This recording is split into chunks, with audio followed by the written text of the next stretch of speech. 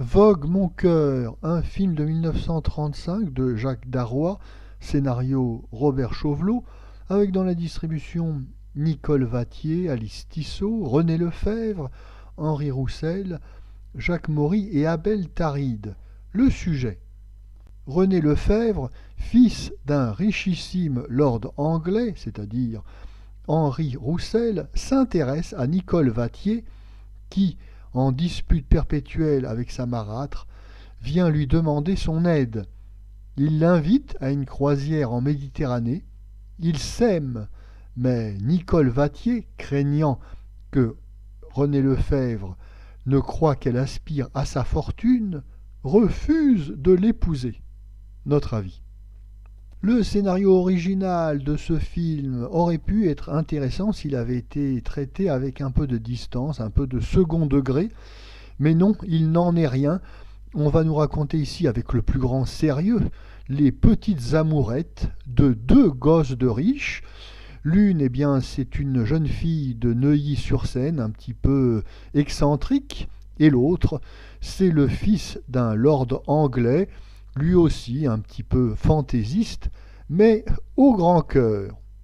Si l'absence d'ironie dans l'étude de mœurs de la haute bourgeoisie est regrettable et fait très vite sombrer le film dans un certain ridicule, il n'en demeure pas moins que ce spectacle est attrayant, car il répond à une certaine curiosité du grand public, celui qui n'est pas habitué à côtoyer des gens fortunés.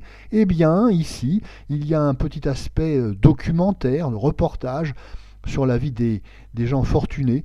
Nous passons du temps dans l'hôtel particulier de Nicole Vattier à Neuilly-sur-Seine, puis nous partons à Cannes, où nous passerons un agréable séjour à bord du yacht de René Lefèvre. Partie de tennis, cocktail, compétition de bateau à moteur, sieste sur le yacht. Oui, nous menons la grande vie par procuration dans ce film, et après tout, ça n'est pas désagréable. L'histoire n'est pas très intéressante, mais le paysage est beau et le champagne est à fine bulle. On serait vraiment ingrat de se plaindre. Tino Rossi, alors chanteur de charme sur la montante, nous offre une jolie sérénade dans ce film. Tout pourrait être parfait dans le meilleur des mondes, mais il y a quand même quelques petits problèmes dans la mise en scène et dans la distribution. Alors, tout d'abord, on contraint les acteurs René Lefèvre et Henri Roussel à prendre un accent anglais qui est très vite insupportable pour le spectateur.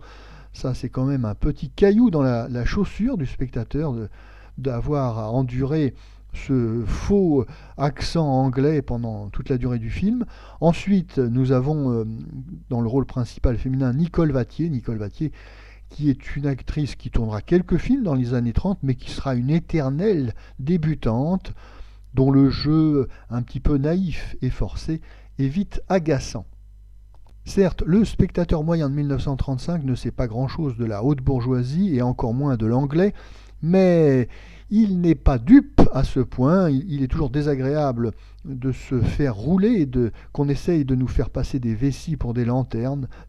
Il serait bon, lorsque les acteurs interprètent des aristocrates ou des grands bourgeois, qu'ils aient une classe naturelle, et lorsqu'ils jouent les Anglais, qu'ils s'expriment sans un faux accent de marmelade.